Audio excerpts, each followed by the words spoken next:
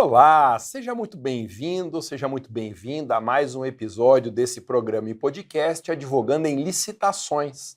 Meu nome é professor Alexandre Maza e nesse programa nós discutimos todas as estratégias e oportunidades para quem quer começar do zero defendendo licitantes. E no programa de hoje eu peço licença para tratar de um assunto que é de direito administrativo e que pega licitações também, que é um projeto que está avançado aqui no estado de São Paulo, mais ainda no estado do Paraná, de privatização de escolas da rede pública estadual. E já digo logo de cara, nesse nosso debate de hoje, eu vou explicar por que eu sou contrário a essa proposta, nos moldes que está sendo apresentada tanto pelo estado de São Paulo como pelo estado do Paraná. Lembrando que estão abertas todas as matrículas dos meus cursos da escola, tanto a advocacia tributária como advogue para servidores, advogando em licitações. Você encontra o link para obter mais informações na descrição desse vídeo aqui ou entrando direto na internet e na home da minha escola, escoladomasa.com.br. Muito bem, lembrando ainda que nós temos um programa novo, transmitido ao vivo todas as sextas-feiras, às 11 horas da manhã, horário de Brasília, que é a Nova Advocacia Tributária, um programa exclusivamente dedicado às mudanças profundas que a reforma tributária trouxe para esse nicho da advocacia. Bom, respondendo à pergunta, por que eu sou contra o modelo de privatizações das escolas da rede pública, modelo esse que vem sendo apresentado pelos estados do Paraná e de São Paulo e que será, com certeza, replicado em tantos outros cantos do nosso país? Veja, eu vou procurar, ao máximo, fazer uma análise técnica do ponto de vista do direito administrativo sobre essa matéria. É uma matéria também com assento constitucional e deixar as paixões políticas aí de lado. Eu tenho a minha opinião pessoal também do ponto de vista político, mas eu suponho que não seja de interesse de vocês ficar ouvindo aqui a minha opinião sem dar oportunidade de contraditório, porque afinal eu falo sozinho aqui. Eu quero apenas alinhavar alguns argumentos do ponto de vista técnico em relação a essa proposta. Como que esse assunto surgiu aqui no estado de São Paulo? No dia 10 de junho, agora alguns dias atrás, foi publicado um decreto estadual aqui de São Paulo, o decreto 68597 de 2024, que autorizou a abertura de uma concorrência internacional para operação de serviços não pedagógicos em 33 novas unidades de ensino médio e fundamental 2 do estado de São Paulo.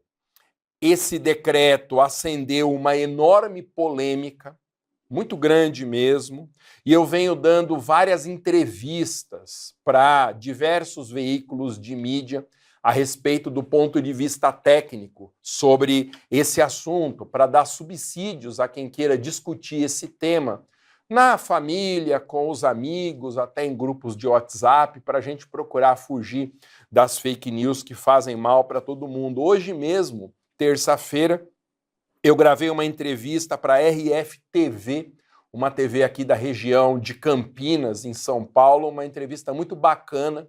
Eles me deram oportunidade para eu conseguir falar, né? Nem sempre essa oportunidade é dada, às vezes o convidado é chamado lá e não tem chance de falar o que pensa. Eu tive chance de dizer o que eu penso e muito do que é o conteúdo nesse nosso papo de hoje reflete o que foi perguntado, o que foi discutido nessa entrevista na RF-TV. Bom, vou dar a minha opinião técnica a respeito desse assunto. Tudo começa com uma premissa fundamental. Eu tenho certeza absoluta que você vai concordar comigo nesse ponto de partida do assunto. A educação pública no Brasil não deu certo. O modelo que está implementado hoje em nosso país, quer em âmbito federal, estadual, distrital, municipal, não funcionou. A não ser no ensino superior, onde as unidades de ensino superior pública são referência, são unidades de excelência. Se nós formos para o ensino médio, básico, fundamental 1 e 2, não deu certo. Então, alguma coisa precisa ser feita urgentemente. E eu visualizo que é nesse ambiente de urgência que as propostas dos dois governos foram apresentadas. Interessante. Como eu discuti hoje com o pessoal lá da Rede Família TV, a RFTV, a educação pública, sem ser do ensino superior, já foi de excelência no nosso país. Na época dos meus pais, por exemplo, era até muito difícil alguém conseguir uma vaga numa escola pública. Todo mundo preferia a escola pública à escola privada. Então, num passado não tão distante, a educação pública era uma referência até para o ensino privado. E isso mudou completamente. Hoje, todo mundo que pode prefere colocar os filhos numa escola particular, a não ser, como eu disse, poucas unidades de excelência que existem ainda no serviço público. Nós precisamos ser justos também com os gestores atuais. Era muito mais fácil há 40, 50 anos atrás garantir um ensino público de excelência, porque a quantidade de alunos era infinitamente menor do que hoje.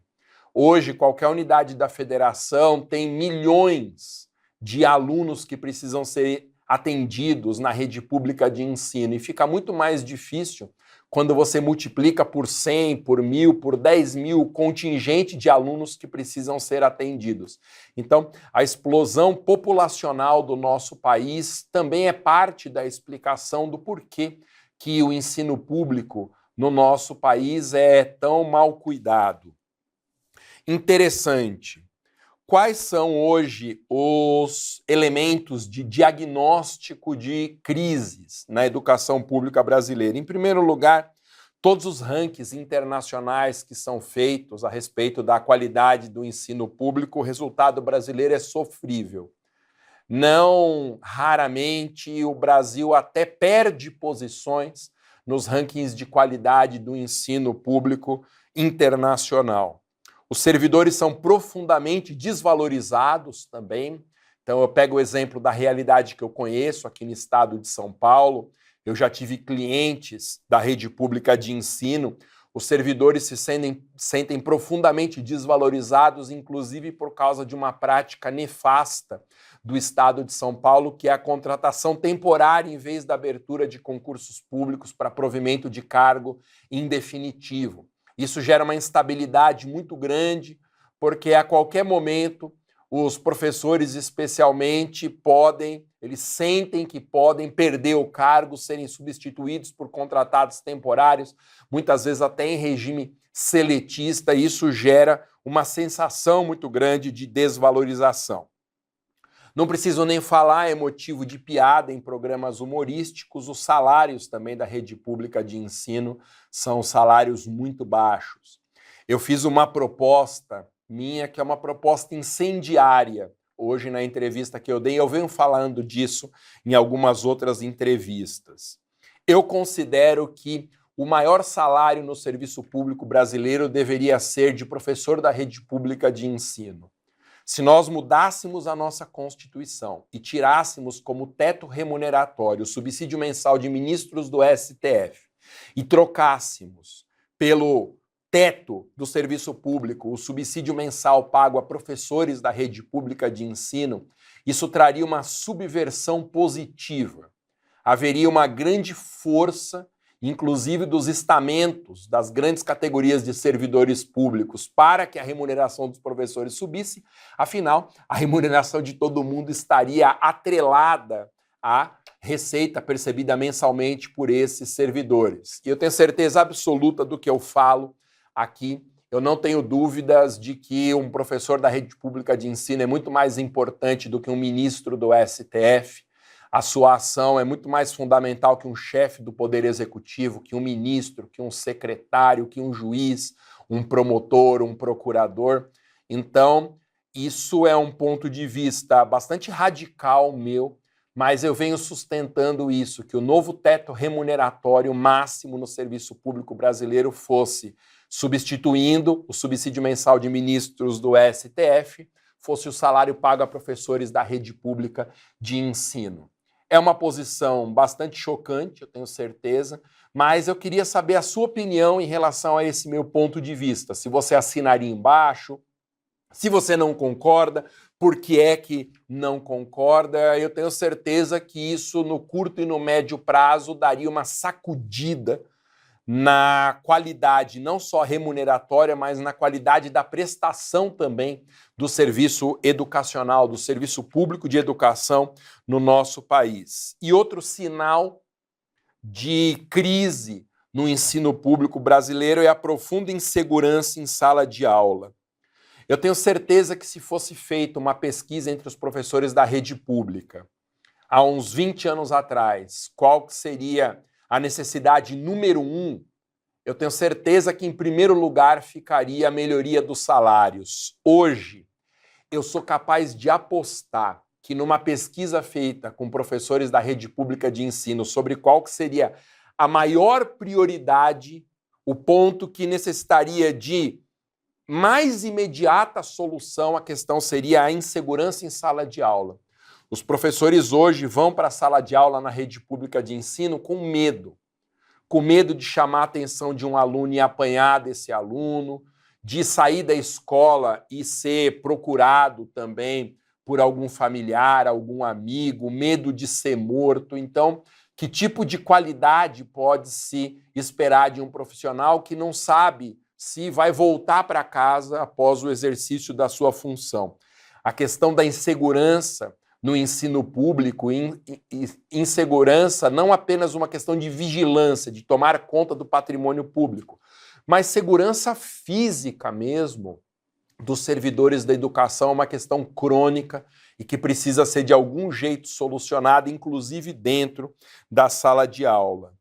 E nesse ponto específico da crise da educação pública, esses projetos que começam a pipocar no sentido da privatização do ensino têm, no mínimo, o mérito de tentar apresentar alguma mudança nesse cenário. Então, eu mesmo sou contrário às ideias desses dois projetos, mas eu identifico uma boa vontade em quem os apresenta, no sentido de dar um chacoalhão de eficiência, de economia de recursos públicos. Pelo menos é algum tipo de tentativa para a gente mudar essa realidade tão triste. Bom, como toda discussão técnico-jurídica a respeito de algum assunto, tudo tem que começar com o regime jurídico aplicável ao tema. Quais são as normas, quais os princípios que disciplinam a educação pública no nosso país? Bom, não poderia começar de outro ponto que não fosse a Constituição Federal. A Constituição Federal, ela é a primeira consulta que tem que ser feita para uma análise preocupada em saber a dimensão real do objeto que está sendo analisado, uma interpretação do texto constitucional a respeito do assunto que está sendo discutido é o primeiro passo necessário. E a Constituição de 88, ela trata do ensino público.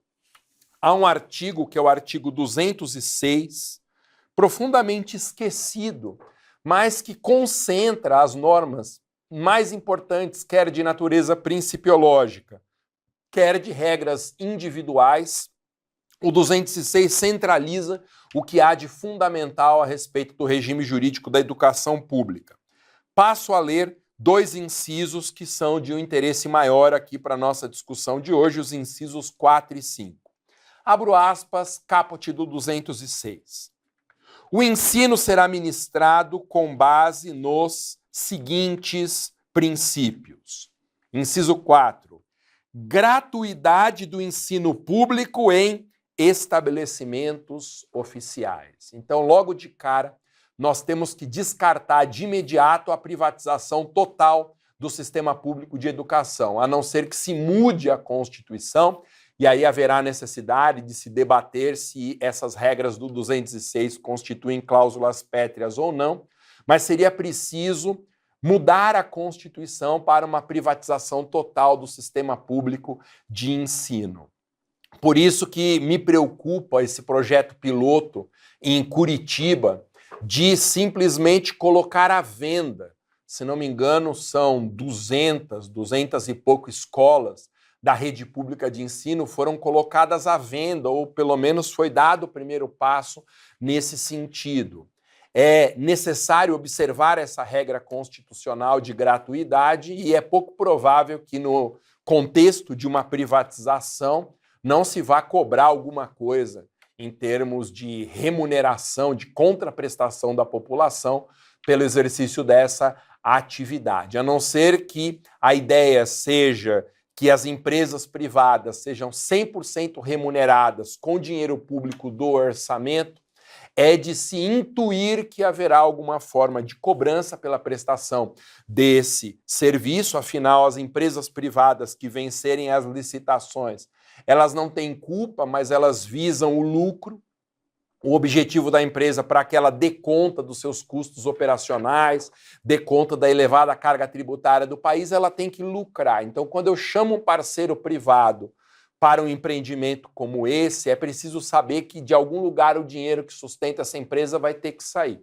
Se não dos cofres públicos, o que seria um dispêndio absolutamente fantástico de recursos públicos para sustentar uma privatização como essa, pelo menos algum tipo de cobrança num horizonte não muito distante é possível que a gente vislumbre.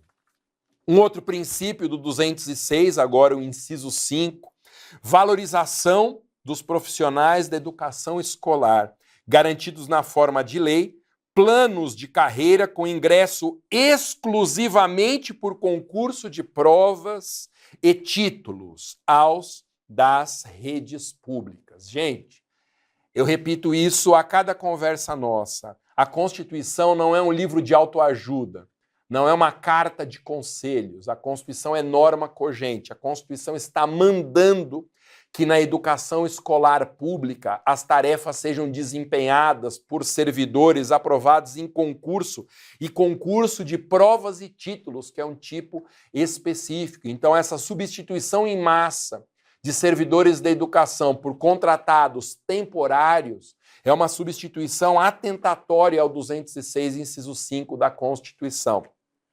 Além disso, há um princípio que disciplina a prestação do serviço público no nosso país, que é o princípio da continuidade. A prestação do serviço público de educação não pode sofrer nenhum tipo de interrupção.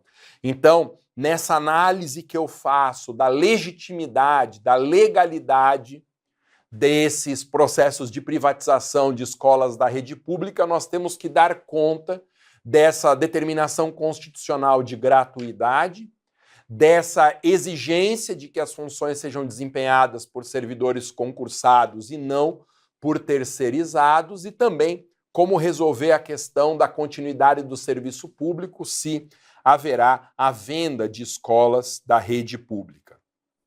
Ô Maza, o que é privatizar? Eu vejo que as pessoas têm muita dúvida a respeito do sentido jurídico dessa expressão. Eu tive a oportunidade de examinar o tema da privatização, estudar com muita calma, ao ensejo da defesa da minha dissertação de mestrado. Eu escrevi sobre agências reguladoras e defendi a minha dissertação de mestrado na PUC em São Paulo, orientado pelo professor Celso Antônio Bandeira de Mello, para o meu orgulho. E as agências reguladoras brasileiras, desde o ano de 1995, elas surgiram como reflexo de um processo de privatização. O Estado brasileiro saiu da prestação direta de serviços públicos, colocou particulares nessa prestação, normalmente em regime de concessão de serviço público, e assumiu uma tarefa de poder concedente de regulação. Portanto, eu estudei com bastante calma o tema da privatização e posso te dizer, a palavra privatização, ela comporta diversos significados distintos. Em termos gerais, privatização não é somente quando você vende um serviço público a um particular e abandona a titularidade desse serviço público. Não há dúvida de que se uma escola pública é vendida, isso é uma privatização da escola. Mas a privatização, num sentido mais amplo, precisa ser entendida como qualquer passo no sentido de trazer um particular para desempenhar aquele empreendimento junto com o Estado, desenvolver aquele empreendimento junto com o Estado. Nesse sentido, a criação de um regime de concessão é uma privatização.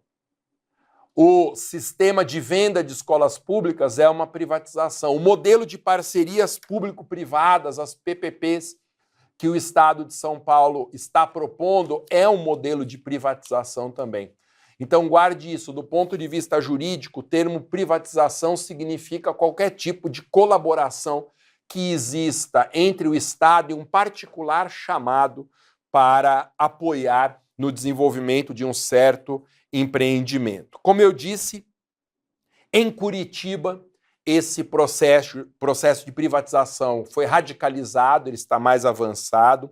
A proposta é de venda, estou com o número agora aqui, de 204 escolas estaduais, venda para empresas. Com certeza haverá uma judicialização dessa tentativa de privatização radical por esbarrar justamente nos pontos constitucionais que eu comentei com você aqui. Então, uma coisa é o executivo mandar o projeto de lei, expedir um decreto determinando a instauração da licitação, outra coisa é conseguir chegar ao final desse processo do jeito como o executivo planejou. O caso de Curitiba vai ser judicializado com certeza absoluta, se é que ainda não foi, eu não estou informado a respeito disso, mas vamos aguardar aí as cenas dos próximos capítulos.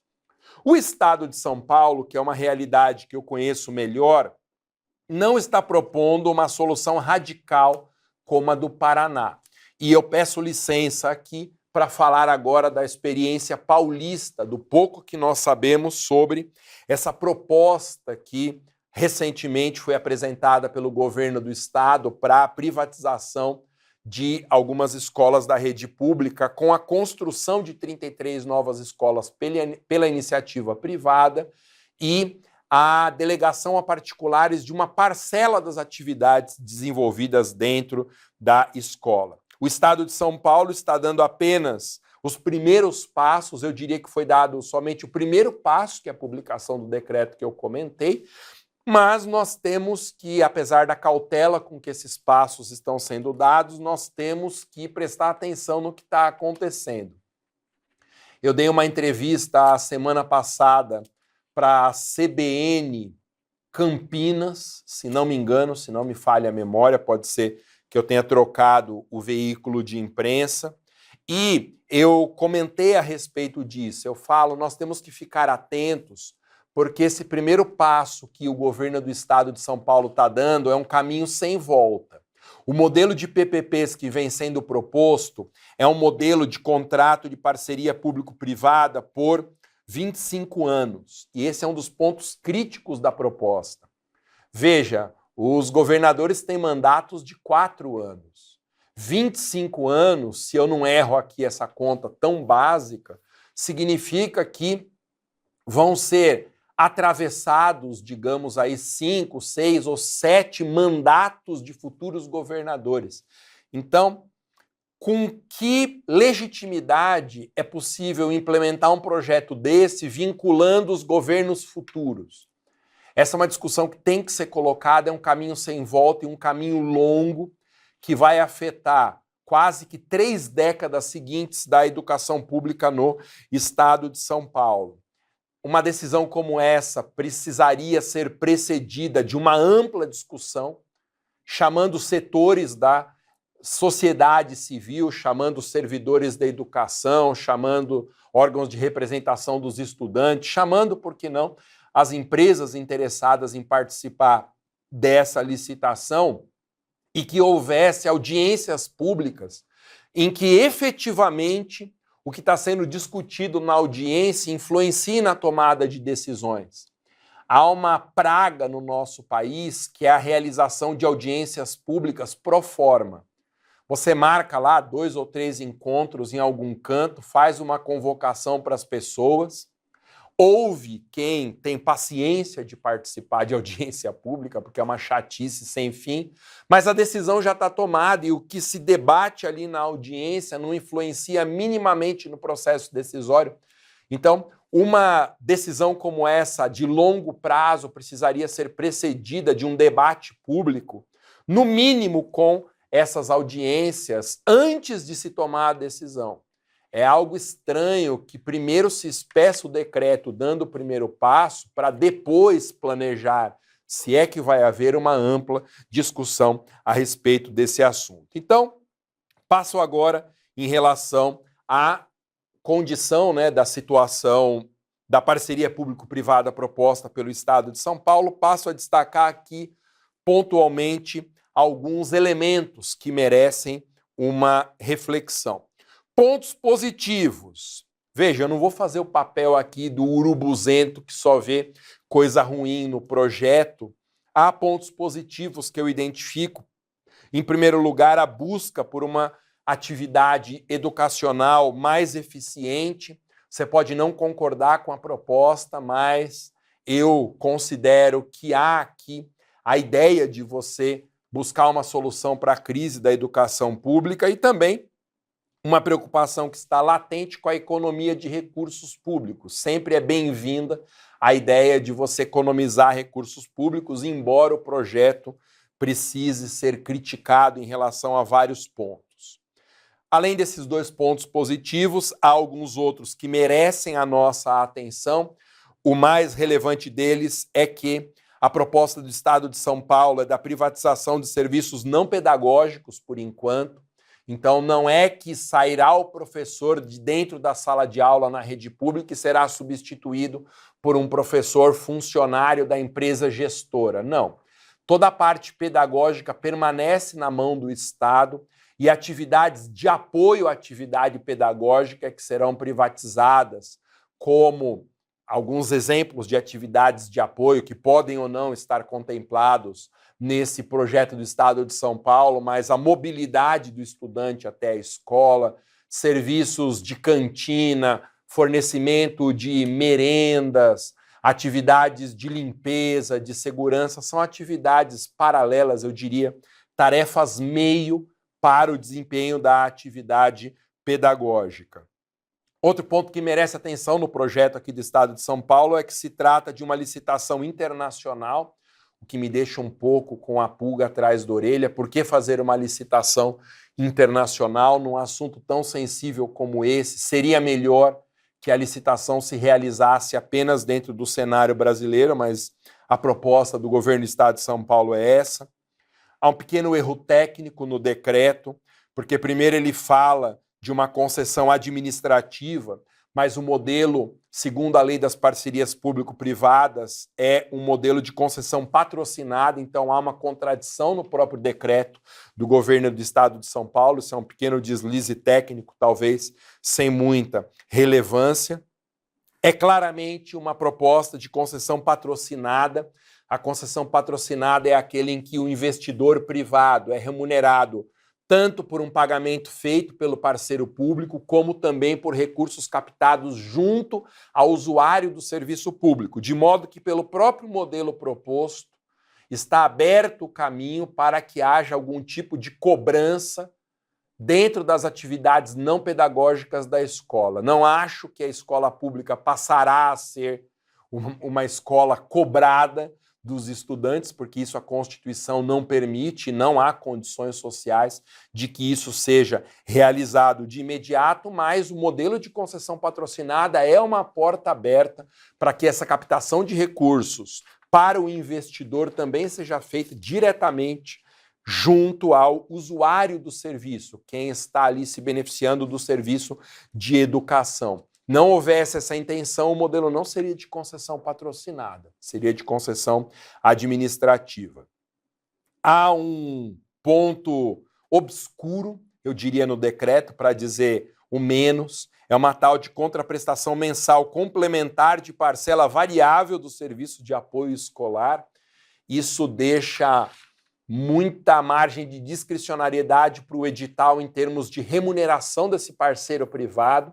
Precisaria haver mais clareza sobre o significado dessa contraprestação mensal complementar de parcela variável, como que isso vai ser calculado, e isso faz parte do recurso que os poderes públicos despenderão para sustento da parceria público-privada. Me parece que haja aqui uma espécie de um cavalo de Troia que não se revela num primeiro momento qual que é o objetivo dessa contraprestação mensal e que depois virá como uma remuneração variável em função de elementos que eu não tenho a menor ideia de quais sejam. Precisaria que o decreto detalhasse um pouco sobre o significado disso. Outro detalhe que chama a atenção, que para as atividades não pedagógicas, objeto da parceria público-privada, não haverá mais concurso público. Então, é preciso que a população do Estado, que é titular do interesse público, participe dessa discussão. Será que é vontade da população que não haja mais concurso público para provimento das atividades não pedagógicas dentro da rede pública de ensino? Fica aqui a minha dúvida, deixo no ar aqui a minha dúvida. E outro elemento que merece atenção é que toda vez que você instaura um modelo de parceria público-privada, obviamente você está chamando um parceiro privado para o negócio. E esse parceiro privado, invariavelmente, ele quer o lucro, ele não quer nenhum outro objetivo. Todos os outros objetivos são instrumentais à grande meta de um parceiro privado, que é a obtenção do maior percentual possível de lucro. Então, merece a nossa atenção essa decisão que traz para dentro da rede pública de ensino uma empresa privada, ainda que neste primeiro momento encarregada apenas de atividades não pedagógicas, e essa empresa vai ter que ser remunerada de algum jeito, porque o interesse dela, e nem poderia ser diferente, é a obtenção da maior margem possível de lucros. Alguns pontos críticos agora desse projeto. Como eu disse, o projeto é de longo prazo, são 25 anos, o que atravessa mais até do que 6 mandatos, né? 6 mandatos daria 24 anos aqui, estamos falando em algo em torno de entre 6 e 7 mandatos. É uma decisão de hoje que vincula ao menos 5 ou 6 governadores futuros. É preciso que isso seja discutido com mais calma e não no atropelo. É um caminho sem volta, porque depois que você coloca um parceiro privado desse no desempenho da atividade, retirá-lo é uma missão quase impossível. E se for realizada essa missão, vai custar uma fortuna, uma indecência para os cofres públicos, toda a indenização que cobriria a expectativa de direito quanto à vigência de um contrato tão longo. Outro ponto crítico é que a licitação está aberta a fundos de investimento, o que é uma realidade triste, mas uma realidade que o nosso país já observa. A transformação da educação em uma commodity, em um produto. Um investidor pode escolher se ele quer investir em petróleo, se ele quer investir em compra de gado ou na educação pública do Estado de São Paulo. É aqui mais um desabafo, é uma tristeza perceber que a educação, e não é culpa do Estado de São Paulo agora, não. Isso já há muitos anos. A educação no nosso país ela é um produto, uma commodity como outra qualquer, que atrai investidores preocupados apenas na rentabilidade e não necessariamente na qualidade do serviço prestado.